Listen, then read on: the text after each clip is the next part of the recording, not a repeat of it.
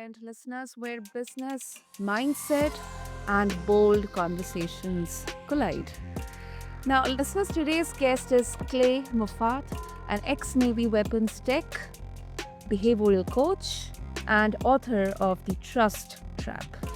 He has spent 15 years helping high performers stop outsourcing their sanity and take radical responsibility for their lives.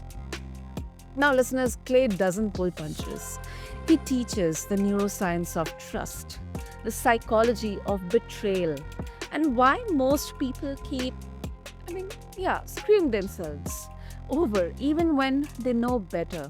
So, if you have ever ignored a red flag, trusted the wrong person, or felt betrayed by your own decisions, buckle up because this conversation is your wake up call. So, with that, Clay, welcome to the show, and it is such an honor to have you with us today. That is quite an intro, Simon. Thank you very much. It's a pleasure to be here. And it is so hard hitting yet funny in some or the other way because this has happened to me, Clay. I have been betrayed. I have judged my own decisions. And my father says that you learn from your own mistakes. Ideally, it should be you should learn from others' mistakes, but you keep learning from your own mistakes and still you are making a mistake once again. So there is no room of improvement here. So that sometimes really kind of derails me when I'm thinking about why does this happen, or why am I like this. So with that, Clay, let's start with your journey, and then we'll talk about our topic. So what exactly brought you to the world of understanding this trust dynamic, and then also pen down your book, The Trust Trap? Perfect. May I ask if we can take a quick segue before we do that? Yeah, yeah, sure. Okay, so you said something which immediately caught my ears, and you said, "Why do I keep doing this? Why does this keep happening?" Yes. So the issue when you say something like that, Mm-hmm. you're asking your brain a question, and its job is to serve you. And as soon as you ask it a question, it will go and find you answers. So if you ask a question, why do I keep doing this? It will show you all the reasons why you keep doing it. And it's going to continue to compound the negative feeling. So it's going to leave you in a worse off place. So instead, you would be better suited to ask yourself, how did I create this? And then followed by, how do I create something better? Because then you're now shifting into the mechanisms at play as to what got you there in the process. So then you can start to intersect with the process. Does that make sense? Mm. Yeah, it does. It does. Instead of just lingering on to this question that why do I keep doing this? Why did I do that? What should I do now? How should I do this? I think it's more analytical and more practical. Well, it also gets out of reasons because reasons start to form beliefs. And so you start to cement in beliefs about yourself that you're clumsy or stupid or forgetful or attentive or naive or, insert whatever other negative adjectives you could use to describe yourself. And you start Yeah, cementing those further in. So it creates more of a hold on you. yeah, yeah, totally, totally makes sense. Now, Absolutely makes sense. Thanks for sharing that. Thanks for helping that, Kay. with regards to my story, Uh-huh. uh, it's a very long one, but I'll give you the condensed version. Condensed version was when I left the Navy, I went into oil and gas, and around about 2013, 2014, I had been studying self-development for a couple of years already, but I was still working in oil and gas. I hadn't quite left my role as a subsea engineer. Okay. But what I found was I kept on getting passed over for promotion, and it wasn't the first time. It happened in the military as well. And then I also happened to get in trouble in school, and the only common denominator through all those scenarios was me. And it was kind of humbling because you've got to put your ego in check and go, okay, well, this is on me. And I got into this world because Mhm. I wanted to figure out how to get what I wanted. I didn't get into this through some altruistic belief that I'm going to heal the world and make people better and do good things. I can promise you I had absolutely no interest of that on my radar whatsoever when I started. None, not an inkling. I wanted to know how to get what I wanted because whatever I thought I wanted, I wasn't getting it. And I started studying persuasion. I started studying NLP. I started studying cognitive biases and psychology, and that eventually led into neuroscience. But I wasn't really getting any results for the first couple of years because all I was focused on was language patterns on how to manipulate people. And the issue that started to come to light very quickly was that if you're still a bit of a piece of trash, you're kind of trashy, you don't really look after other people, you don't really have other people's best interest at heart. It doesn't matter how good you are with language patterns. People are going to be turned off by you because it's just going to be this, for lack of a better word, a vibe, but like this atmosphere that you carry with you when you walk into a room, and it's just going to repel people. And that's kind of what was happening. And the more I delved into persuasion, the more it led me into NLP. And the more I went into that, the more I actually started to change and started to peel off the layers that had been keeping me stuck and held at. And what ended up happening was I started changing. When I started changing, I noticed the language patterns started working. When they started working, I started getting more results and clicked that, okay, if I start changing myself, become a better person, it's going to work. And then people started noticing how rapidly I was changing, like, "Hey, can you help me with this?" I'm like, "Okay, sure." And then it felt really, really good to help people get what they wanted. And so it started to shift and become this mechanism. Okay, like I should just help these people get what they want. They're paying me. They're getting exactly what they want. This is a good situation. It's a good exchange. I'm feeling good about it. And so that's Mm. kind of what happened. I doubled down. I built a coaching practice. I got up to 7 figures. I then let my ego get in the way. You know what? I'm going to design and develop an app. I designed and developed an app and then blew $500,000 and crashed and burned. And I also tanked my coaching company because I spent so much time on the app that I neglected my clients. So then I had to rebuild again. And I've been rebuilding for a while now. I've been blind in my left eye since 2010. And in November last year, my vision started disappearing in my right eye. So by January this year, I couldn't see really. I was legally blind. Uh, if you were standing 6 feet in front of me or 2 meters in front of me, I wouldn't know it was you if we'd been friends for a long time. I just couldn't recognize you. My vision was that bad. Even 1 meter was kind of challenging. Okay. And I spent thousands of dollars and went to multiple specialists, and no one could tell me what was wrong. And then in February on the 23rd, I went to a specific specialist, and he was 100% convinced that it was a simple procedure, which is a cataract surgery. Now, cataract surgery is a very routine procedure, but what most people won't know is that the way I lost my vision in 2010 was from cataract surgery. So I was very apprehensive about having another one, and I was very realistic with the prospect that on the other side of the surgery, I might not be able to see again. And I wanted a method and a methodology that would be able to coach people as a standalone unit that doesn't require any input from me. So Mhm. the best thing that came to my mind was a book. And so I was told that if you could only write one book, what book would it be? You should write that book. And that was literally my scenario. There was in my mind, the only thing I could do was write this one book. And so that's what I did. I thought it's one of the most useful processes, exactly what you just said. You've experienced something. It's very hard for me to have met someone that Mm. hasn't experienced some kind of betrayal, hasn't looked back and seen all these red flags, because hindsight's 2020, and wished that they'd done something different. And so the book became an operator's manual, if you will, so that it never happens to you again, and that you can learn the systems and understand the processes and navigate that so that you become clear, free, and liberated on the other side. Wow. It's quite a journey, Clay. Quite a journey. I know that, it can be really a challenge to condense all the events together in just a short period of time. But thank you. Thank you for sharing that. And Yeah, I mean, and you say that trust isn't a character trait, it's or permanent. You know, it's a strategy.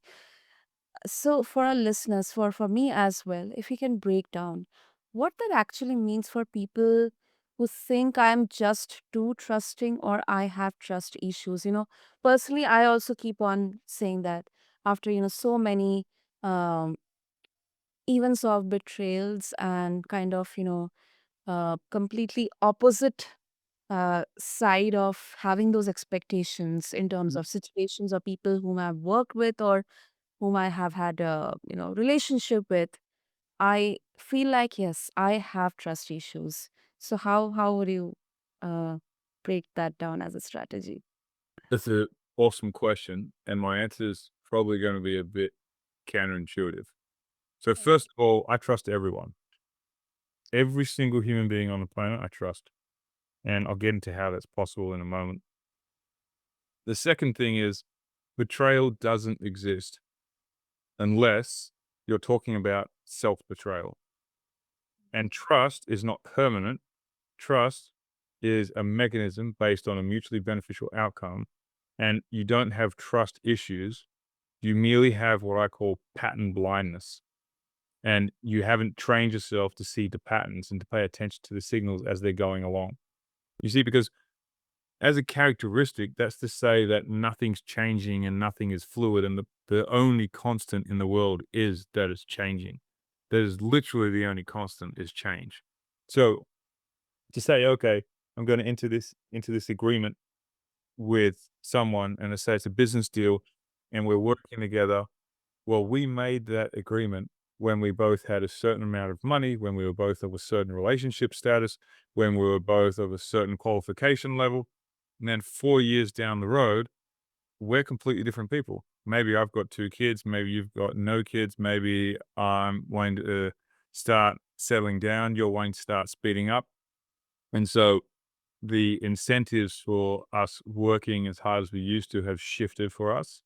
The values and what we start to want and share have shifted because of Maslow's hierarchy of needs. I'm more drifted towards my family because the business is already making enough money. You're more drifted to making more money and like getting this thing because you really want to have the impact and turn it into a Fortune 500 company. And so a lot of people would say, oh, well, the person who had kids betrayed the other person. And then some people would say, well, the person who's like pushing, he stayed true to the vision. The other person is the one that caused the betrayal because they're no longer, and all it is just a misalignment. You were working together, you were working in parallel towards the same outcome. And along the way, things happened in life. And if you're paying attention to it as they happen, then you can see it happening before it does happen. You can segment, you can disappear and segue into a similar line, renegotiate, and still have a fantastic relationship with that person. There's no need to go into all the turmoil. But what typically happens is if you break it down from the neuroscience point of view, if you look at how we have evolved, no human being on this planet was built to thrive. I don't care what anyone tells you. The way we have evolved through evolution was to survive, just to reproduce and carry on the species. And that is proven by how the brain works and how the body responds. So we are machines of energy conservation. We do not want to expend energy unless we are almost guaranteed a result. So your brain, my brain, everyone's brain, Sana, wants to learn everything as fast as it can and then turn it into an automatic pattern so that we don't have to think about it. And the first time you learn something, you're paying attention to everything. And then the second time, and the third time, the fourth time, now it becomes a habit and you gloss over certain things. So when you're driving a car and you first learn how to drive, you're really paying attention to every single thing on the road and it requires all of your attention and all of your focus. But as you've been driving for 20 years, 15 years, 30 years, you don't need to pay as much attention because a lot of things have become automated. But does that mean mistakes happen? Yes, absolutely, because you have these shortcuts in the brain that skip over certain features that should have been there. And that's what happens when you label someone as trustworthy. So if I call you trustworthy, so we're clear, I'm not saying that you're not, but if I was to say, Sana, yeah, she's trustworthy. What happens is we're in this business deal still, we're moving down the road, and our values have started shifting in slightly different directions, and we're no longer running in parallel. We're kind of diverging from each other now. If I'm not paying attention to how my behavior has shifted and how your behavior has shifted, and we're not kind of aligned in the same way, that will most certainly end up in a place where either one of us or both things that the other one has betrayed each other. But if you can pay attention to it, and if you can notice what's going on in real time, the person doesn't stay back and work as late as you anymore. And they say no to traveling for business as much anymore. And they start doing these mechanisms, you're starting to see real time. That's evidence. But if you put it in the box of, oh no, they're my business partner, we started this together, and you hold that frame, you're setting yourself up to fail.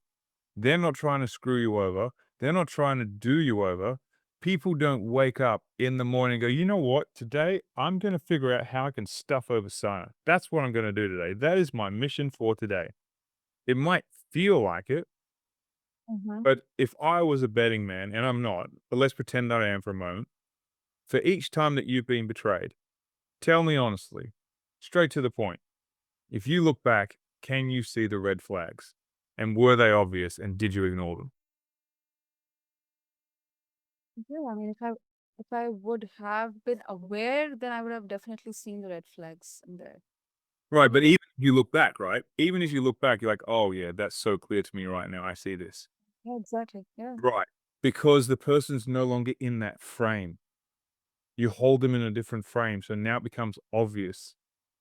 And so what I teach people is I teach people the body language side of things, so the nonverbal communication, and I teach them the linguistic analysis so that they can start assessing things real time. I give them the fundamental frameworks to show them trust is fluid. Honesty is fluid. Loyalty is fluid. Growth, freedom, all these values, these labels that we use, they're all fluid concepts. And the higher you go up Maslow's hierarchy of needs, the more inclusive they become and they include more people in your circle. And the lower down you go, when you get down to survival, it's pretty much just going to be not even your family, it's going to be just you. And it doesn't make you selfish, doesn't make you evil, doesn't make you maniacal overlord. What it does is it shows you like this is how we have learned to survive. Operation number one is survival. Absolutely. Absolutely. I so much agree with that. Even if it's with respect to Maslow's hierarchy or its survival. And in today's context, I think this is so much more relevant right now. So much more relevant, survival. Very much so, especially with a lot of stuff that's coming out with the way that tech's advancing. There's so much misinformation going on out there. There's so much happening with people in relationships. There's so much happening with how the world is becoming so politicized and opinions are coming in and coming left, right, and center. There's a lot of ways that people are finding that they're and getting hurt for what I foresee as something that could be easily averted if they were to start paying attention and not just coast on autopilot, which is what the brain likes to do. You naturally want to do this. By default, your brain wants to expend as little energy as possible. So it's not, again, that you're lazy or stupid or naive. It's that your brain is doing what it does best, conserving energy, keeping the system running. Yeah, yeah, absolutely. And Clay, you have worked with leaders who keep repeating toxic patterns despite being smart and successful. Why do you think high performers in particular they struggle with seeing betrayal coming? And now this question is kind of clear to me as well, but I would still love to hear from you. What are your Sure. thoughts? So the biggest thing with high performers and leaders is the majority of them are very smart and they suffer from what I call smart people syndrome. Okay. Smart people syndrome think that they can logic their way out of everything and they can logic with people and they can reason with people logically. And it doesn't work. People are driven by emotions. And that doesn't, again, make them stupid and it doesn't make them less evolved. What it does mean is the more you have the ability to regulate your nervous system and regulate the emotions that you have and the higher your EQ, the more stable you're going to be, and therefore the further ahead you're going to be. But at the same time, you're still driven by emotions. And so these people, because they are so rational and logical in their brain, they find themselves getting caught off guard when someone does something because their brain's so used to rationalizing, like, nope, nope, it's definitely not going to happen. Like, I would see it coming. I'm smart enough. And the ego kind of gets in the way. Like, people would not. Have you ever heard about people that are set up as a mark for a con? And so for a con artist to set someone up, and Uh, con artists say this, and it's very simple. Con artists talk about how the second you think you can't be conned, you're gone. That's the place where they get caught. Exactly. Right. And that is exactly how betrayal works. The second you think you can't be betrayed, you set yourself up to get slammed into the ground because you're no longer looking for it and you're no longer paying attention. Mm. That's like the irony. Yep. Oh, yeah. Oh, and Clay, what exactly is meant by outsourcing our own sanity? I mean, you have said that betrayal often happens because people outsource their own sanity. What exactly does this look like in business? And how do we stop it? I mean, does it once again connect to this particular statement that he just made, that um, the time or the moment where someone thinks, okay, you cannot trust, you cannot break my trust, or you cannot con me, that's the time when they actually get conned. Is it connected to this or something else? It is connected to that, though it's slightly different. Okay. So people stop trusting their own eyes, their ears, their gut and experience, and they hand over the steering wheel to someone else with a louder voice or a shinier title, right? So every decision needs to be run by a coach or a guru or your boss or a therapist or worse, a Instagram quote with a sunset background and this Buddha watermark kind of thing, right? So they become spectators in their own lives. And this is a mechanism that comes into play. Like this happens. I was absolutely slammed by this when I built my app. So I outsourced the authority to someone else. And so we're clear, everyone does this. So are you aware of something called the Milgram experiment? No, I'm afraid no. Okay, so Stanley Milgram was a psychologist. I'm gonna mess this up. I'm pretty sure it was at Yale where he did it. Stanford was a prison experiment. Yep. So it was at Yale. So he went and he ran through this process, and basically the mechanism for him wanting to do it was he's of a Jewish background, and he wanted to understand why people kept on saying the same thing at the Nuremberg trials. They kept on saying, "I was just following orders. I was just following orders. I was just following Oh, orders." And everyone on the outside looking is like, "That's pathetic. There's no way that's true. It's not happening." So he ran this experiment, and they got random people in there off the street, and over 80% went to voltages that were going to kill the person. And they heard this person screaming on the other side. They heard this person like writing in pain, and they kept getting these answers wrong in this test. Obviously, it was made up, but they didn't know that. And they kept on turning the voltage up and shocking this person. And over 100% went to lethal levels. Around about 80% went all the way up to the max, but over 100% would have killed someone. And this process has been repeated 15 to 20 times, all with almost identical results. Human beings respond to authority. And if you see someone as an expert, you'll just start to take things in and automatically accept that. And that's kind of what I mean by handing over control and outsourcing it. It's like, oh, it's easier. They're the expert, so they know what's going on. So I don't need to do any work myself. And so you can actually override what is going on for you. Now, obviously, there's going to be times where that's useful to outsource to someone who knows more than you. At the same time, if you've got alarm bells going off like crazy inside and the expert says to go jump off a cliff, you should probably pay attention to the alarm bells. But some people wear this dysfunction like it's an identity. And instead of using the tools like, and the stuff that I teach to sharpen their sanity, they actually don't use them all, and they just dodge responsibility. They hand it over to someone else. And it Mm. basically becomes this, for lack of a better word, a slow suicide of agency. And it's like you're asking someone else to feel for you, to think for you, to decide for you, and then they're basically living for you, right? Because you're just outsourcing everything to someone else. Oh, that's very true. No, and I want this to land hard for entrepreneurs. Trusting bad hires or co-founders or advisors because they kind of ignored their gut. So that's how I would connect that with this.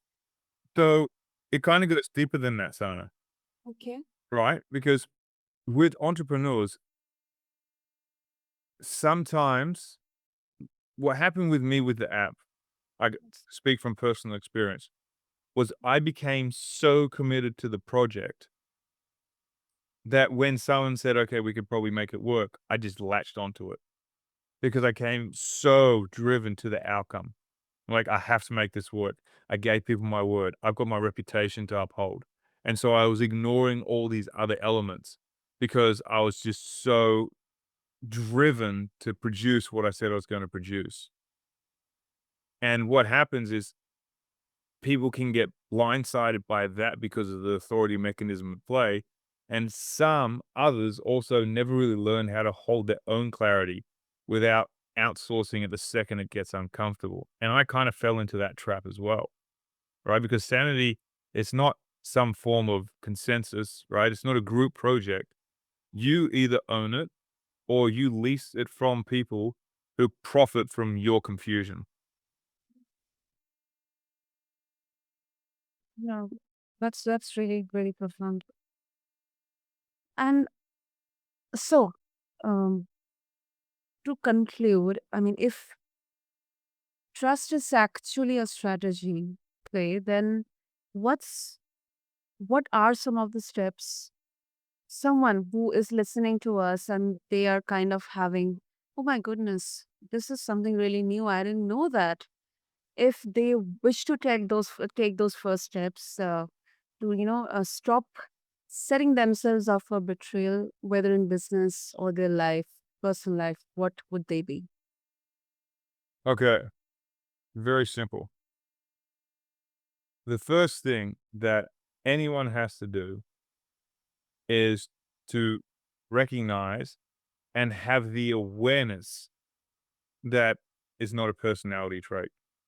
Okay. So you need to audit the pattern, not the person.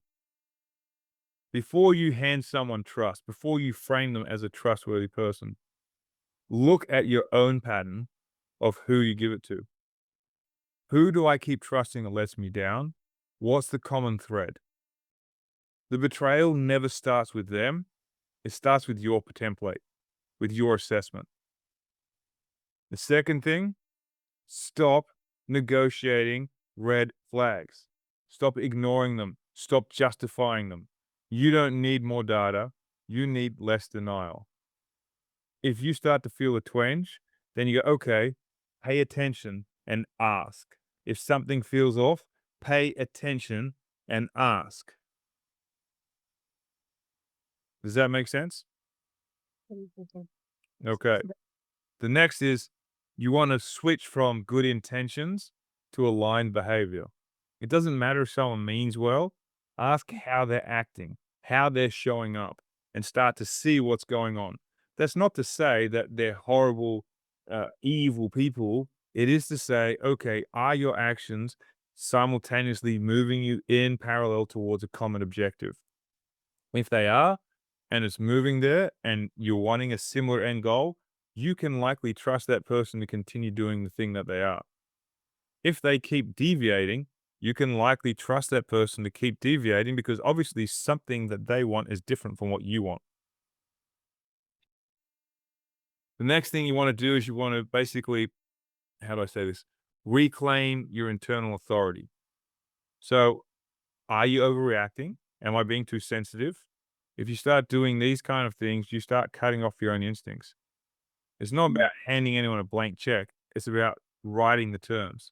So you want to trust yourself to be able to walk away. Otherwise, you're going to keep bargaining with people who know they can stay and are going to bleed you dry. Yeah. And the final thing I would say is to use trust as your filter mechanism, not a reward.